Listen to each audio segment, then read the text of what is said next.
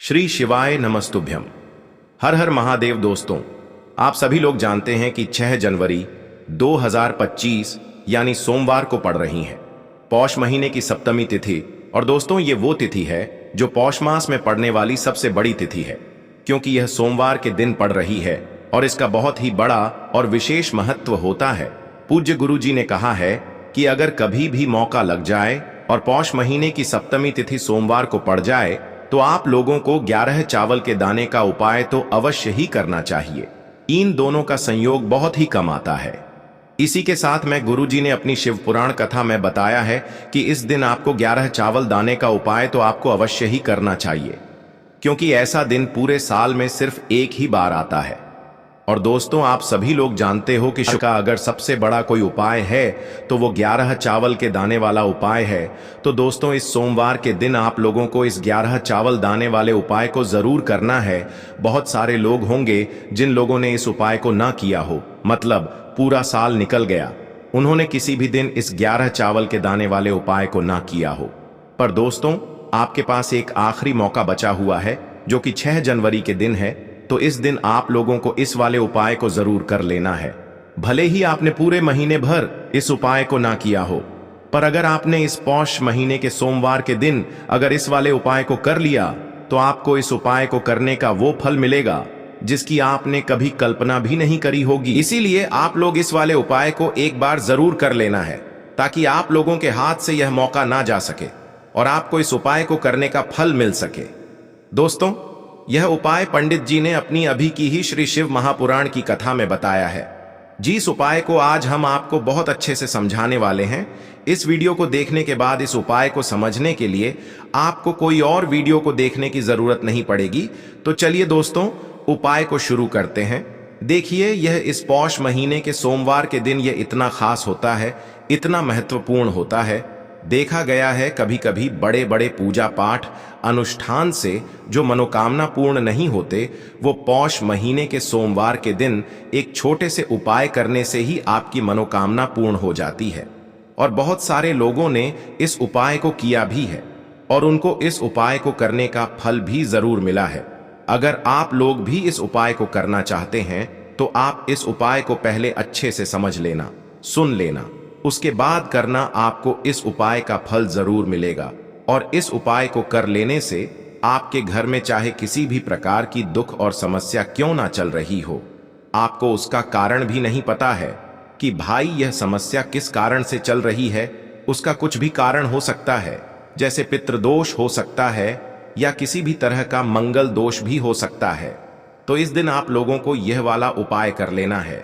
ये एक ऐसा उपाय है जिस उपाय को अगर किसी विशेष दिन पर किया जाए तो भाई उस विशेष दिन का जो है वह तो हमें मिलता ही मिलता है, पर हमने उस दिन पर इस उपाय को किया है तो हमें उससे भी बड़ा फल मिलता है और फल बहुत जल्दी मिलता है, क्योंकि आप इस उपाय को बहुत ही बड़े और विशेष दिन पर कर रहे हो। तो चलिए अब उपाय के बारे में बात करते हैं, लेकिन उससे पहले आप लोगों को यह जानना आवश्यक है कि आखिर यह उपाय किस समय करना है, किसको करना है और कैसे करना है। तो चलिए हम आगे आपको वीडियो में एक एक करके बता देते हैं। लेकिन उससे पहले अगर आप लोग हमारे चैनल पर पहली बार आए हैं या फिर मेरी आवाज आज पहली बार सुन रहे हैं तो हमारे चैनल को सब्सक्राइब जरूर कर लेना और इस वीडियो को लाइक करके कमेंट बॉक्स में ओम नमः शिवाय जरूर टाइप कर देना। तो दोस्तों, इस 11 चावल के दाने वाले उपाय को हमें इस सोमवार के दिन कैसे करना है, किसको करना है, किस समय करना है और कहां पर करना है, ये सारे सवालों के जवाब आपको इस वीडियो में मिल जाएंगे। और जो ये वीडियो देखेगा भाई, उसको 11 चावल के दाने वाला उपाय जरूर करना चाहिए, क्योंकि इस दिन एक चावल के दाने का भी बहुत ही बड़ा और विशेष महत्व होता है। और जब बात आ जाए 11 चावल के दाने की, तो ये सोने पे सुहागा वाली बात हो जाती है और ये एक बहुत ही बड़ा उपाय हो जाता है इस सोमवार तिथि का। तो अब दोस्तों, इस 11 चावल के दाने वाले उपाय को आखिर करना किसको है, सबसे पहले हम लोग वो बात जान लेते हैं। तो देखो, घर की जो बड़ी माताएं बहनें होती हैं, उन माताओं बहनों में से कोई भी एक बड़ी माता बहन इस वाले उपाय को कर सकती है। और दोस्तों, अगर आप चाहें तो अपने घर में से सभी सदस्यों को भी इस उपाय को करवा सकते हैं। अगर किसी व्यक्ति की खुद की कोई मनोकामना है, खुद की कोई दुख और परेशानी है जो कि वह अपने लिए ही करना चाहता है इस वाले उपाय को, तो वह खुद अपने लिए भी कर सकता है। बाकी अगर कोई घर में से ऐसा है जो कि अपने पूरे घर परिवार की सुख और शांति के लिए ये वाला उपाय करना चाहता है तो भाई वह भी कर सकता है, उसमें भी कोई दिक्कत वाली बात नहीं है। कहने का मतलब ये है कि इस उपाय को हर एक सदस्य भी कर सकता है और पूरे घर परिवार के सदस्य के लिए घर की बड़ी माताओं बहनों में से कोई एक माता बहन भी कर सकती है। माताएं बहनें अगर घर में उपस्थित न हो या वो यह वाला उपाय न कर पा रही हो तो फिर घर का कोई बड़ा सदस्य भी इस 11 चावल के दाने वाले उपाय को कर सकता है, चाहे फिर वह पुरुष ही क्यों ना हो, उसमें कोई भी दिक्कत वाली बात नहीं है। अब दोस्तों, इस 11 चावल के दाने वाले उपाय को हमें करना कहां पर है? हमें इसे शिव जी के मंदिर में जाकर करना है। बहुत सारे लोग प्रश्न करते हैं हर एक उपाय को करते समय क्या हम इस उपाय को घर पर कर सकते हैं? तो इस वाले उपाय को आप घर पर नहीं कर सकते हो। इस वाले उपाय को करने के लिए आपको शिव जी के मंदिर ही जाना पड़ेगा। उसके बाद में दोस्तों जो अगला प्रश्न निकल कर आता है वो यह आता है इस उपाय को लेकर कि आखिर इस उपाय को हमें किस समय करना है, सुबह के समय करना है कि शाम के समय करना है? तो देखो, इस वाले उपाय को आप लोग सुबह के समय भी कर सकते हो और शाम के समय प्रदोष काल में भी कर सकते हो। अब अगर आप पूछो कि भाई सबसे उत्तम समय कौन सा रहेगा इस 11 चावल के दाने वाले उपाय को करने का, तो हम आपसे बस यही कहेंगे कि इस उपाय को आप सुबह के समय करेंगे तो ज्यादा बेहतर होगा। बाकी अगर प्रदोष काल शाम के समय भी करेंगे तो भी अच्छा होगा, उसमें कोई भी दिक्कत वाली बात नहीं है। तो अब दोस्तों जो अगली सबसे बड़ी और महत्वपूर्ण बात आती है वो यह आती है कि सुबह अगर हम उपाय को करेंगे तो हमें कितने बजे से लेकर कितने बजे तक के बीच में करना है, और शाम के समय प्रदोष काल में करेंगे तो हमें कितने बजे से लेकर कितने बजे के बीच में करना है। तो देखो, सुबह जितनी जल्दी हो सके आप उपाय को करने की कोशिश करना। बाकी अगर किसी कारणवश लेट भी हो जाओ, थोड़ी देर भी हो जाए, तो 10 या 11 बजे तक भी आप उपाय कर लेना, पर 12 बजे से ज्यादा देरी न हो, ठीक है? इस बात का ध्यान रखना। उसके बाद में दोस्तों अगर शाम के समय प्रदोष काल की बात करें, प्रदोष काल का जो समय होता है वो शाम के 6 बजे से शुरू हो जाता है। मतलब शाम के 6 बजे से लेकर 7 बजे के बीच का जो समय होता है ये समय प्रदोष काल का समय होता है। पर अभी जो मौसम चल रहा है इस मौसम में जो है शाम बहुत देरी से होती है, तो आप इस उपाय को 7 या 8 बजे के बीच में भी कर सकते हो। मतलब शाम के 6 बजे से रात 8 बजे के बीच में आप कभी भी इस वाले उपाय को कर सकते हो, उसमें कोई भी दिक्कत वाली बात नहीं है। अब दोस्तों यहां पर इस उपाय को लेकर एक और सबसे बड़ी बात यह निकल कर आती है कि इस 11 चावल के दानों को हमें लेना कहां से होता है, और हमें इस उपाय को करने के साथ में क्या और कुछ भी सामग्री ऐसी होती है जो शिव जी के मंदिर लेकर जानी पड़ती है। तो देखो यहां पर हम आपको बता दें, सबसे पहले आप लोग ये जान लो कि यह जो 11 चावल के दाने वाला उपाय है, सिर्फ और सिर्फ आप उपाय की सामग्री लेकर कभी भी शिव जी के मंदिर मत जाना, क्योंकि हमें भगवान के सामने यह नहीं दर्शाना है कि अगर हम भगवान शिव जी के मंदिर आए हैं तो अपने फायदे के लिए आए हैं। तो इसलिए जो भी पूजन सामग्री है उपाय सामग्री है, 11 चावल के दाने, इसके साथ में आपको पूजन सामग्री भी जरूर लेकर जाना है। देखो अगर सुबह के समय उपाय कर रहे हो तो सीधी सी बात है, 1 लोटा जल तो आप लेकर जाओगे ही जाओगे। वही 1 लोटा जल अगर मिट्टी का जल हो तो बहुत अच्छा रहेगा। मिट्टी का जल कैसे बनाया जाता है इसके लिए हमने पहले से बहुत सारी वीडियोस बना दी है। आपके पास इस दिन एक आखिरी मौका रहेगा मिट्टी का जल शिव जी पर चढ़ाने का और उपाय को करने का। बहुत बड़ा आपको इस दिन फल मिलेगा। तो इसलिए इस दिन हो सके तो भाई मिट्टी का जल चढ़ाना, तो अपने साथ में कम से कम 1 लोटा जल तो आपको लेकर जाना ही जाना है। अगर मिट्टी का जल नहीं है तो घर का जल भी आप इस्तेमाल कर सकते हो। इसके अलावा जो भी पूजन सामग्री है, देखो 11 चावल के दाने ये अलग आपके रहेंगे और जो आपकी पूजन सामग्री रहेगी वो अलग रहेगी। पूजन सामग्री में आप जो भी चीज लेकर जाना चाहे वो लेकर जा सकते हैं, उसमें कोई भी दिक्कत वाली बात नहीं है। वहीं अगर हम बात करें शाम के समय की, तो शाम के समय शिव जी पर जल नहीं चढ़ता है, इसीलिए शाम के समय आप लोग एक दीपक तैयार कर लें। जो कि गोलबत्ती का आटे का शुद्ध देसी गाय का घी का होगा, है ना? इस बात का आप लोगों को ध्यान रखना है और इस दीपक को आपको घर से जलाकर नहीं लेकर जाना है, भगवान शिव जी के मंदिर में जाकर ही जलाना है। इस बात का भी आप लोगों को ध्यान रखना है। अब दोस्तों, यहां पर हमें इस बात को समझना है कि यह 11 चावल के दाने हमें लेना कहां से है। क्या हमें दुकान से लेकर आना है, या हमें अपने घर से लेना है, या कहां से लेकर आना है, और कौन से चावल लेना है, क्योंकि चावल भी बहुत प्रकार के होते हैं।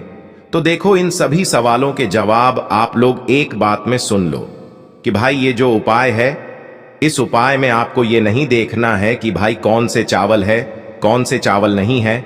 बस जो भी चावल ले रहे हो वो चावल का दाना सबूत होना चाहिए, मतलब साबुत होना चाहिए, टूटा हुआ नहीं होना चाहिए, कटा पिटा नहीं होना चाहिए। ये बात आपको ध्यान रखना है।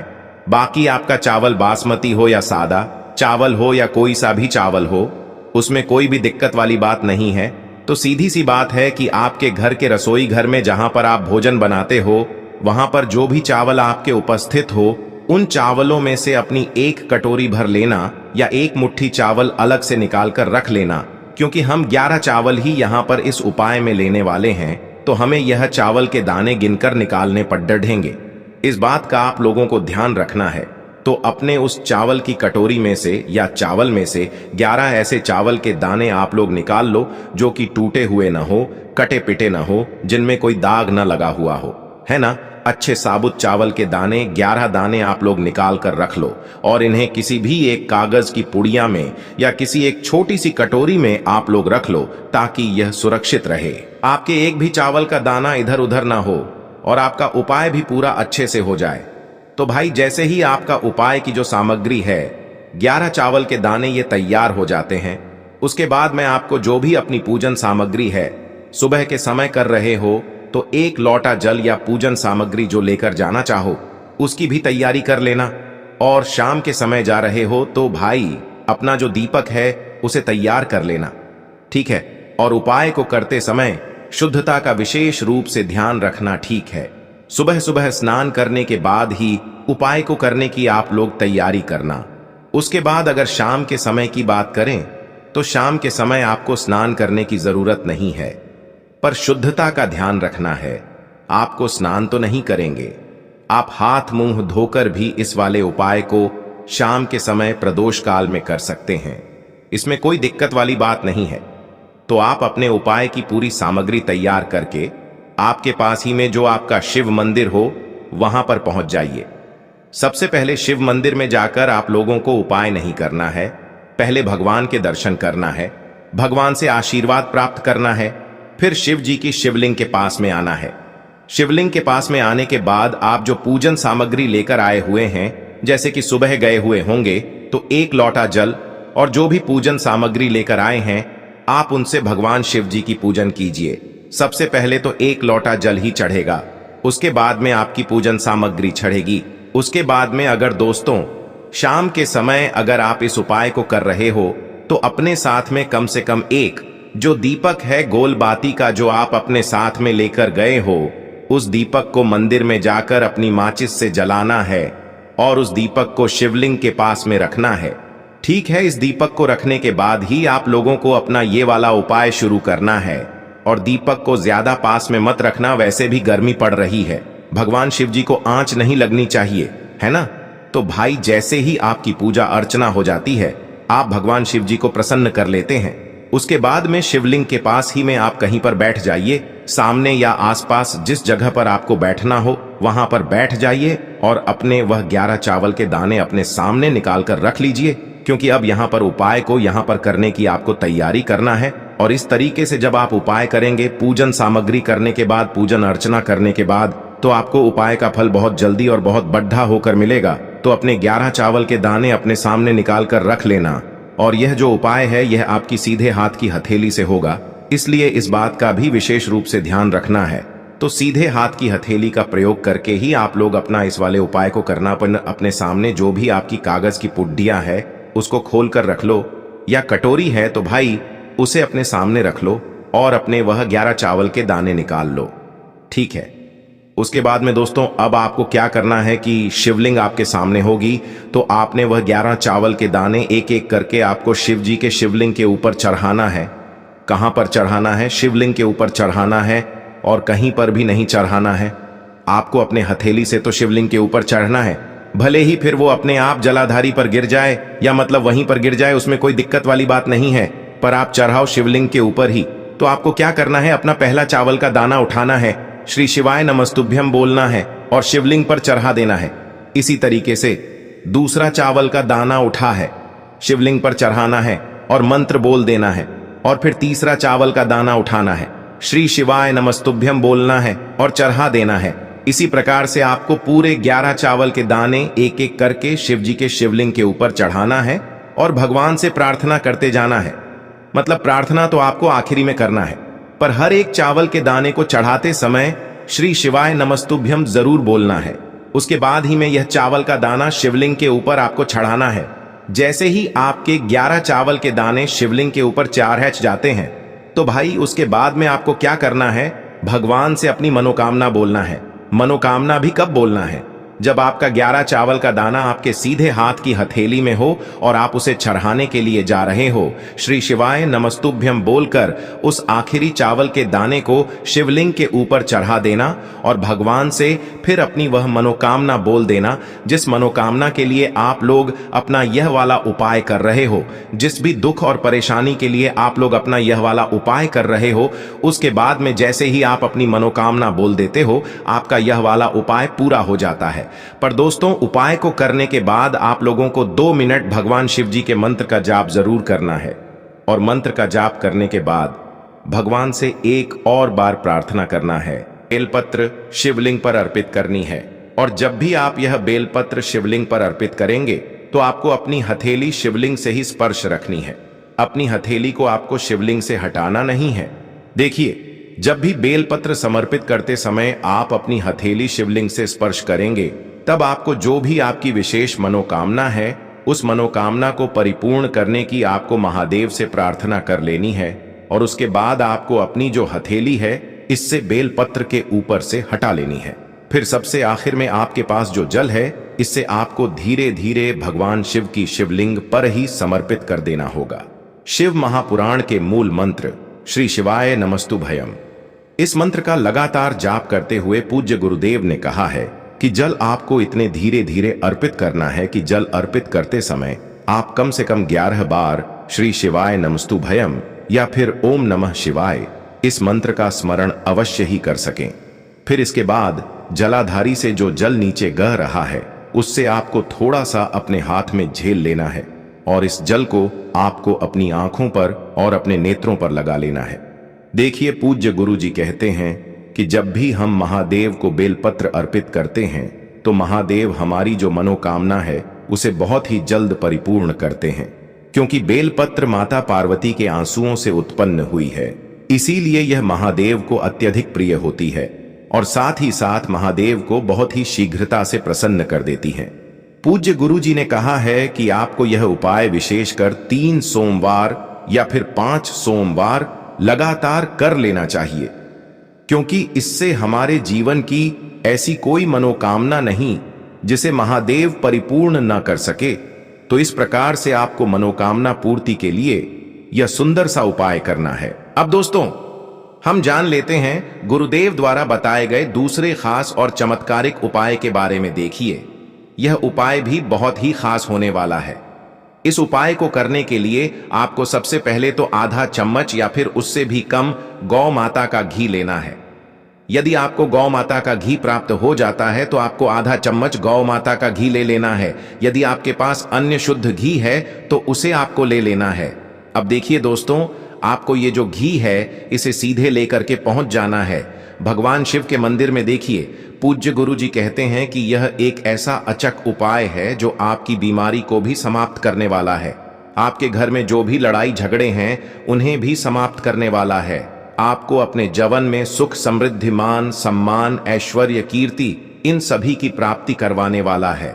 अगर आपके ऊपर किसी भी प्रकार का कर्ज भी हो गया है तो उससे भी यह उपाय समाप्त करने वाला है। यानी कि यह उपाय आपकी सभी प्रकार की समस्याओं को समाप्त करने वाला है। देखिए दोस्तों, पूज्य गुरु जी कहते हैं कि यदि आप यह उपाय सोमवार सप्तमी तिथि के दिन प्रदोष काल के समय में करेंगे तो यह उपाय आपके लिए अत्यधिक सर्वोत्तम होने वाला है। प्रदोष काल का जो समय है वह सूर्यास्त से 45 मिनट पूर्व शुरू होता है और सूर्यास्त के 45 मिनट बाद तक रहता है, यानी कि जो 1.5 घंटे का समय होता है, इससे हम प्रदोष काल का समय कहते हैं। और इसी समय आपको कोशिश करनी है कि आप यह उपाय करें। यदि आपको इस समय नहीं मिल पाता है तो फिर आप इस उपाय को सुबह से लेकर के शाम तक किसी से भी समय कर सकते हैं। देखिए, प्रदोष काल का समय एक ऐसा समय है जिसमें साक्षात महादेव शिवलिंग में विराजमान होते हैं। इसीलिए आप कोशिश करिए कि यह उपाय प्रदोष काल के समय में ही करें। देखिए, शिव मंदिर पहुंचने के बाद सबसे पहले तो आप जो घी लेकर के गए थे, इससे आपको अपने सीधे हाथ की जो अनामिका उंगली होती है, उस उंगली में आपको यह घी लेना है और इस घी से आपको शिवलिंग पर, जहां माता अशोक सुंदरी का स्थान, उस स्थान पर आपको अच्छी तरीके से इस घी का लेपन करना है। इसी प्रकार से आपको घी का लेपन अच्छे से माता अशोक सुंदरी वाले स्थान पर करना है। अब घी का लेपन करने के बाद आपको महादेव से आपकी जीन में जो भी समस्या चल रही है उसे दूर करने की प्रार्थना कर लेनी है। और फिर आपको यह जो उंगली है जिससे आपने घी का लेपन किया था, इस उंगली को आपको कहीं भी साफ नहीं करना है, बल्कि इस उंगली को आपको सीधे ऐसे ही अपने घर लेकर के आ जाना है और इस उंगली से आपको घी की एक बिंदी अपने मुख्य द्वार पर लगा देनी है। अब देखिए, यदि आप यह उपाय सुख समृद्धि तथा वैभव की प्राप्ति के लिए कर रहे हैं तो फिर आपको चंद्रमौली महादेव का मन में स्मरण करना है। अगर आप रोग मुक्ति के लिए कर रहे हैं तो फिर आपको कुंदकेश्वर महादेव का स्मरण कर लेना है। और अगर आप कर्ज मुक्ति के लिए यह उपाय कर रहे हैं तो फिर आपको आरण मुक्तेश्वर महादेव का मन में स्मरण कर लेना है। पूज्य गुरुदेव ने बताया है कि जो भी व्यक्ति 6 जनवरी 2025 पौष मास की सोमवार सप्तमी तिथि पर इस प्रकार से यह चमत एक उपाय कर लेता है तो हम आपको यकीन दिलाते हैं कि आपके जीवन की जो सारी परेशानियां हैं वह महादेव की कृपा से बहुत ही शीघ्रता से समाप्त होने वाली है। तो इस प्रकार से आपको एक सुंदर सा उपाय भी करना है। तो दोस्तों, यह थे पूज्य गुरु जी द्वारा बताए गए कुछ बहुत ही खास उपाय। अगर आपको जानकारी अच्छी लगी हो तो वीडियो लाइक करिएगा। मिलते हैं फिर एक नए वीडियो के साथ। श्री शिवाय नमस्तुभयम।